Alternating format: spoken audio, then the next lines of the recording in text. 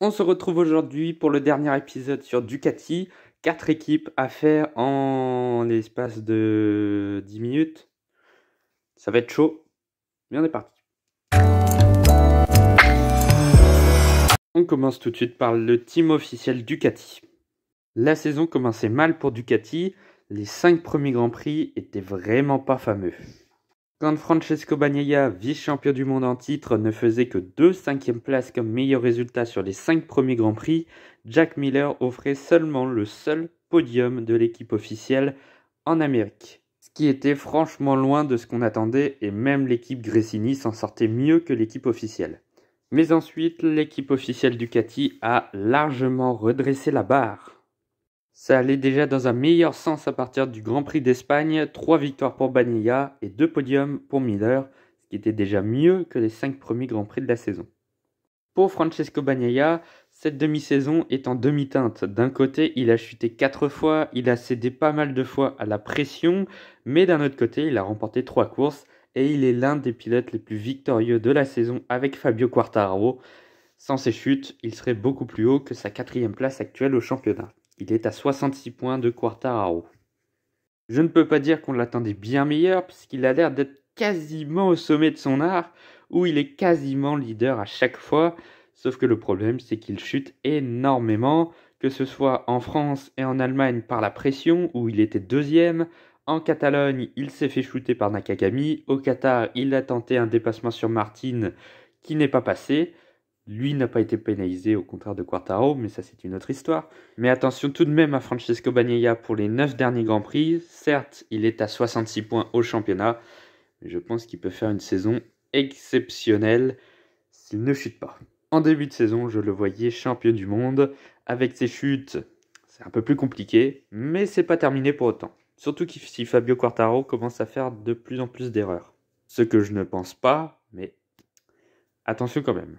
Du côté de Jack Miller, c'est un peu plus compliqué. Il est 7e du championnat, mais depuis son annonce de son arrivée chez KTM avant le Grand Prix d'Allemagne, ça va bizarrement mieux.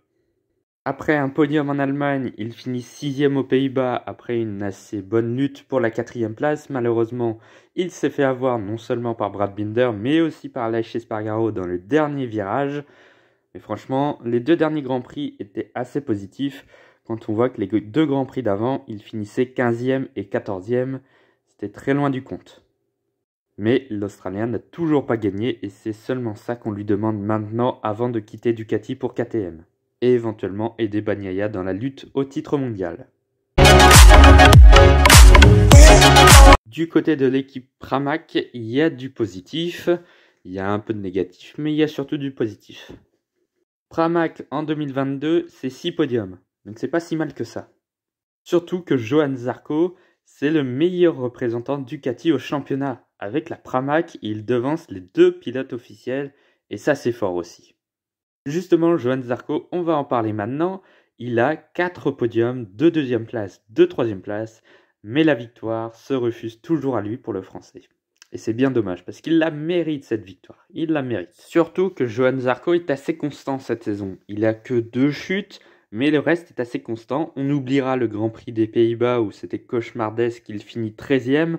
Mais à part ça, quand il ne monte pas au podium, il fait 4e, 5e, 8e et 9e. Donc ce qui est pas si mal que ça. Au final, le Français est 3e à la mi-saison, à 54 points de son compatriote Fabio Quartararo. Donc franchement, il est vraiment bien Zarco cette saison. Espérons toutefois que ça ne se fasse pas comme l'an dernier où il avait complètement chuté en fin de saison, où il n'avait plus à mettre un pied devant l'autre. Espérons que cette année, il puisse enfin aller chercher cette première victoire qui le fuit depuis 2017. Du côté de Jorge Martin, lui qui se faisait favori au titre pour monter dans l'équipe officielle Ducati en 2023, c'est plus compliqué. Il est 11e et il a chuté énormément de fois. 5 fois cette saison. À côté de cela, l'Espagnol est monté 2 fois sur le podium, 2 2e places, ce qui est positif, mais quand tu ne fais pas de résultats à côté, c'est compliqué. Même si les 3 dernières courses sont plutôt pas mal. 2e au Catalogne, 6e en Allemagne et 7e aux Pays-Bas. c'est assez moyen, mais ça reste correct. C'est surtout son début de saison qui a été cauchemardesque. Le début de saison de Jorge Martin en 2022, c'est tout simplement abandon, abandon, deuxième, huitième, abandon, 22e et abandon. Donc autant dire qu'il n'a fini que 5 courses sur 11. Enfin, 6. Mais bon, il a fini 22e en chutant. Le guidon Ducati officiel qui lui était promis pour 2023, eh ben, c'est pas si sûr qu'il l'a, puisque d'un autre côté, l'Italien Enea Bastianini, dont on va parler tout à l'heure, qui figure dans l'équipe Gresini, fait une saison très bonne. Et c'est un challenger pour ce guidon. Personnellement, je pense que Jorge Martin aura quand même ce guidon, mais c'est assez compliqué à dire puisque les deux sont assez proches, même s'ils sont loin au championnat. Bastianini est 5e, Martin est 11e. Mais d'un autre côté, à part ces 3 victoires, Bastianini, il n'a pas de résultat exceptionnel. Donc c'est compliqué à dire quand même pour ce guidon Ducati. Justement, l'équipe Gresini, on en parle maintenant. Et ben franchement, c'est une sacrée saison pour Gresini.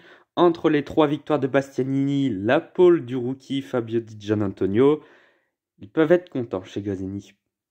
En effet, Enea Bastianini est un surprenant 5e au championnat. Il a remporté 3 courses cette année. Il est le pilote le plus victorieux avec Francesco Bagnaia et Fabio Quartararo. C'est pas si mal que ça. C'est même très bon. Mais à côté, c'est des résultats pas terribles. Hein. À part ses victoires, il fait 8e, 2 10e place, 2 11e place, 3 chutes. C'est compliqué, mais d'un autre côté, il a gagné. Le guidon Ducati officiel, il peut se le mettre dans la poche s'il réussit la deuxième partie de saison. Alors Ducati a dit qu'ils allaient choisir leur pilote pour août, donc il ne va pas rester beaucoup de Grands Prix, Grande-Bretagne, Autriche notamment, peut-être Saint-Marin éventuellement. Donc il ne va pas y avoir beaucoup de Grands Prix et les deux pilotes sont en rude concurrence. Il n'y a plus le droit à l'erreur, ni pour l'Italien, ni pour l'Espagnol. Alors au début de saison, on se demandait si Enea Bastianini allait finalement jouer le titre mondial, ce qui pour un guidon Ducati officiel aurait été parfait. Mais depuis, ça fait tout simplement 4 courses qu'il ne fait plus de gros résultats. Abandon, 10e et 11e depuis sa dernière victoire en France. C'est compliqué quand Jorge Martin, lui, reprend un peu de puissance ces derniers temps. Le match est tellement serré pour l'équipe Ducati officielle que même l'équipe elle-même ne sait pas qui mettre. Du côté de Fabio Di Giannantonio, après un début de saison poussif où il n'a pas marqué de points sur les 6 premiers Grands Prix, un point inespéré en France grâce aux chutes, le Grand Prix d'Italie, c'est le Grand Prix où tout a commencé pour Di Giannantonio. À domicile, l'Italien réussira l'exploit de partir en pole position. Au final, il finira 11e, ce qui est pas si mal. Un Grand Prix de Catalogne réussi, mais avec une chute. Une 8e place superbe en Allemagne. Un peu moins bon aux Pays-Bas avec une 14e place. Mais franchement, on a vu une grosse progression chez Fabio Di Giannantonio. Surtout que maintenant, il peut voir l'avenir sereinement pour l'an prochain. Il a signé chez Gresini. Pour moi, ça ne faisait aucun doute. C'était logique qu'il re-signe. Il sera aux côtés d'Alex Marquez. Ce ne sera plus Enea Bastianini, mais ça reste à peu près le même challenger. Ça reste un bon pilote, Alex Marquez, même s'il ne fait pas de gros résultats chez Honda. Mais bon, hâte de voir Fabio Di Giannantonio déjà pour la fin de saison et également pour 2023. Ça peut faire mal. Et enfin, on termine avec l'équipe VR46. Nouvelle équipe cette saison. Eh ben, c'est plutôt positif pour une nouvelle équipe avec un podium lors du Grand Prix des Pays-Bas grâce à Marco Bezzecchi. Et ça, c'est une grosse surprise. Et oui, je pense que Marco Bezzecchi est la plus grosse surprise de la saison, rookie, et il est déjà monté sur son premier podium lors du dernier Grand Prix aux Pays-Bas, une superbe deuxième place derrière Francesco Bagnaia, pas si loin à 4 dixièmes de l'Italien, même s'il n'a jamais pu se battre pour la victoire. Mais franchement, c'est une solide performance. Et il n'y a pas que ça, parce qu'il a fait vraiment une saison très très bonne. Un top 5 en Italie, il a marqué plusieurs fois des points. Franchement, il fait un superbe boulot. Il est 14e au championnat. Il est même devant Luca Marini, son équipier. Donc franchement, c'est un superbe début de saison. Et hâte de voir ce que va donner Marco Bezzecchi. Moi, je le compare un peu à Enea Bastianini, qui était un peu poussif sur le début. même si Bezzecchi n'a jamais vraiment été poussif, même si c'était des résultats en dents de scie, mais ça restait de très bons résultats quand même. Bastianini, c'était un peu moins bon, mais la fin de saison de Bastianini était formidable, et je pense que pour Marco Bezzecchi, il peut faire la même chose. Pour Luca Marini, le début de saison était franchement pas terrible, avec aucun top 10 lors des 6 premières courses, mais depuis le Grand Prix de France, ça va déjà un peu mieux. 9e en France, 6e lors des Grands Prix d'Italie et de Catalogne, et même une 5e place en Allemagne, même s'il finit 17e aux Pays-Bas, après un Grand Prix complètement raté. Ça reste positif, il y a quand même des moyens d'espoir pour un podium pour Luca Marini en fin de saison, mais c'est sûr que c'est vraiment moins brillant que Marco Bezzecchi, qui lui en est à sa première saison et est déjà monté sur son premier podium. Mais bon, peut-être que c'est un talent qui explosera un peu plus tard. J'espère. En tout cas, c'est sûr qu'il n'a pas le même talent que son demi-frère Valentino Rossi. Ça, on ne peut pas en douter. Pour 2023, Luca Marini et Marco Bezzecchi devraient re-signer dans la même équipe. Là, il n'y a pas de suspense niveau mercato. Enfin, cette vidéo est finie. C'était long. C'était très long. Faire 4 équipes en une vidéo, c'est très long. Merci d'avoir écouté jusque-là en tout cas. N'oubliez pas de liker, partager, commenter et surtout vous abonner à la chaîne parce que c'est très important pour moi. Et moi je vous dis à plus tard pour de nouvelles vidéos puisqu'il n'y a plus d'épisodes. C'était l'ultime épisode des bilans de la demi-saison. Je ne sais pas vraiment ce que je vais faire dans les prochaines vidéos, mais vous verrez tout ça dans les jours prochains. On se retrouve dans quelques jours pour une nouvelle vidéo.